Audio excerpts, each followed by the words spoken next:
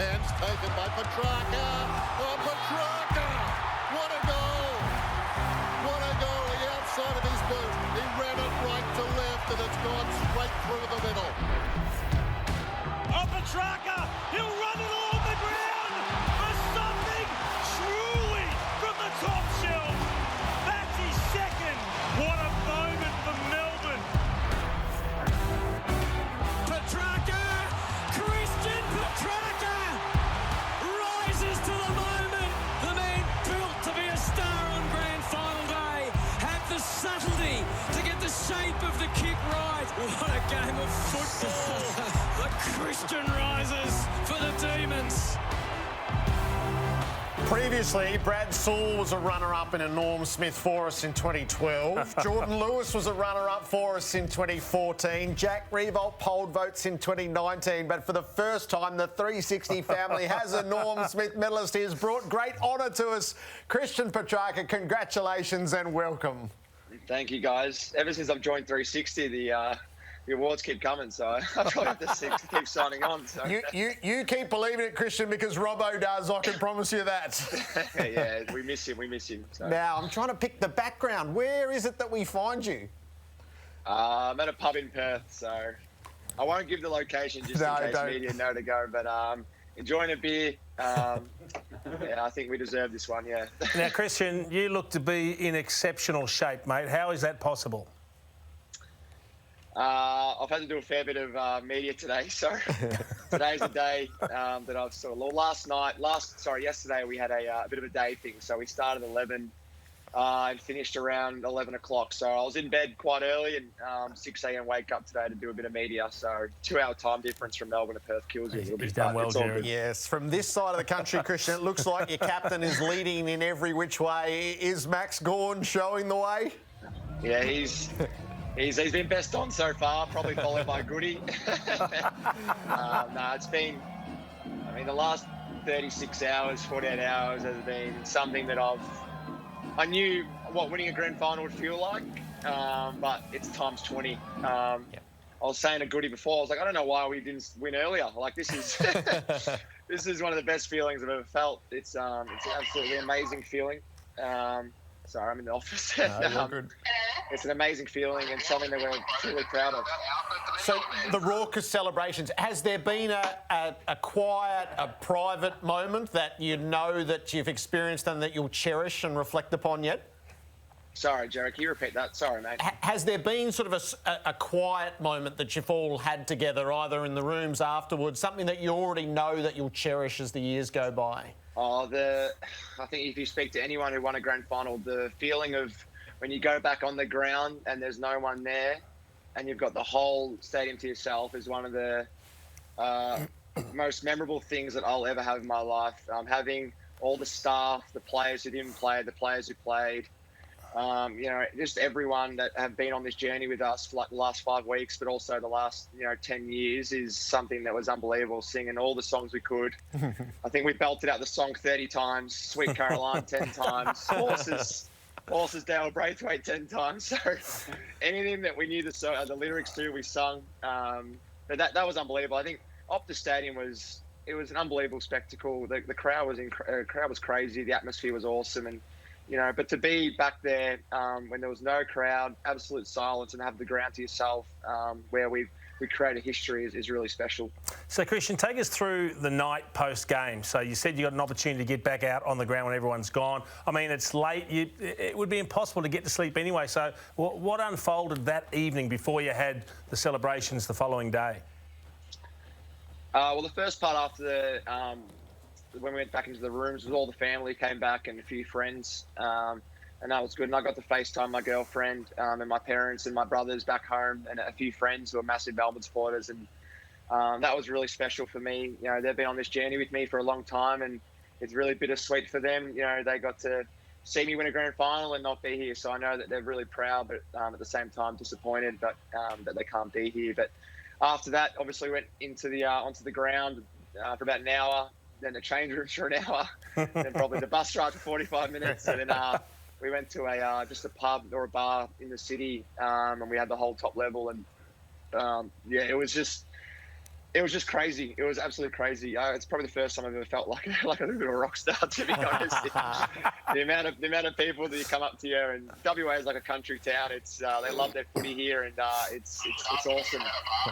The game itself, Christian. So, at coming to three-quarter time, it felt like it was poised for a thriller, and then a minute blows it all apart. Have you watched it back? Have you made sense of just how sudden and abrupt you were able to apply the finisher? Yeah, it's an interesting question. I've been asked this a lot the last couple of days.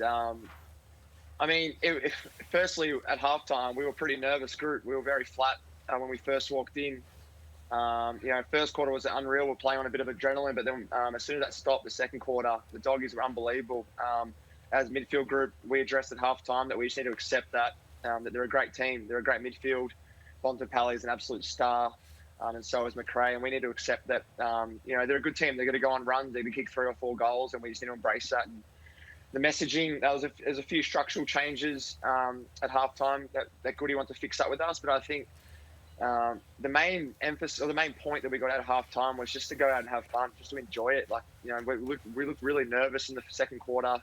We weren't taking the game on, and we weren't being strong around the ball. And I thought the third quarter, the first 10 minutes was a bit nervous as well. I mean, they kicked another goal and pushed it out to 19 points. And because it was,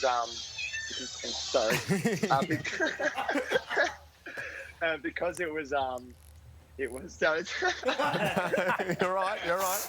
Because it was a low-scoring game, 19 points was a big margin at the time. And then Harmsy got a great clearance, got a great goal to Fritter, and then from there we just went bang. And Choco Williams gave me some great advice on the bench. She said, "You do all this mindfulness stuff.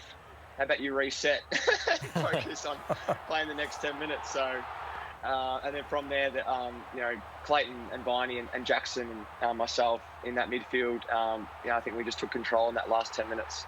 So it's really difficult to follow when you're just watching momentum shifts like that, Christian. And you spoke about addressing things at halftime, restructuring, but it's not an immediate impact because they do come out and hit the scoreboard again, and they've kicked 8 of 9. That's a heck of a run, and it must kind of put some doubt in the minds of the Melbourne players. So what is it that allows you then to find overdrive and just completely obliterate the opposition after that? I think when you're in a situation like that and everyone's a bit nervous, you look for someone to stand up. And I thought Angus Brayshaw was absolutely incredible in that third quarter. His toughness, even that diving mark when he had that set shot and going back with the flight of the footy, he would have 4 or 5 critical contests. And as a footy club, we pride ourselves on that. That's our DNA. Is the hard battles, the ones where those 50-50 balls that go our way. And I thought he stepped up in that third. And guys like myself and who are in the midfield, you get so much energy from that. You get so much spirit, and as a club, we just sort of, from there, we just went bang. So to kick 16 to 17, I think it was, which is just a ridiculous number. At what point of the game did you think you were home? When could you just relax and really enjoy it, Christian? I went on the bench with 10 minutes left of the fourth, and we're up by 42 or 36, and I was trying to do the math on the bench. I was like, okay, there's 10 minutes left, 7 goals, minute 10, minute 20 per goal. Hopefully not. And then as soon as I went on, there's about 7 minutes left. And then I celebrated for about 7 minutes straight. I think I gave the crowd a fair bit the whole time. And I remember it was a blood rule to Jure, and Maisie was trying to tell me to sit up in defence, and so was Viney, and I was just telling him just to shut up and go smile. And then they cracked the back of me, which is kind of fair enough. So yeah. The Norm Smith medal, so especially significant for a Melbourne player to win it, given the name that's associated with it. What do you make of that honour? Oh, it's incredible. When I got told that I was the first Melbourne player to receive the Norm Smith, I haven't really thought much about it, to be honest. But I reflected a little bit this morning when I was in bed, and I nearly brought a tear to my eye, to be honest. I mean, Norm Smith's a legend of this footy club. He's got an award named after him, and to hear my name called up on stage was just, it was pretty special. I grew up a Collingwood supporter, and I idolised Pendlebury growing up, and to see him win that Norm Smith in 2010, and to do that, it's just incredible. I can't put into words, to be honest. It's a really special feeling, and to be a part of history now for Melbourne Footy Club, the first team in 57 years to bring back the cup to the red and blue is something that I'll hold with me for the rest of my life. You will indeed. Hey, last one. Do you want your 40th disposal back?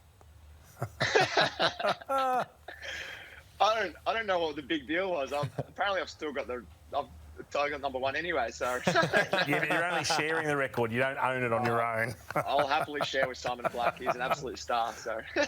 Hey, Christian, thanks for sharing the year with us. God bless Live TV. That was brilliant. Enjoy what's to come. Sorry about all that. No, we'll look forward to seeing you back in Melbourne at some point. Well done. Yeah.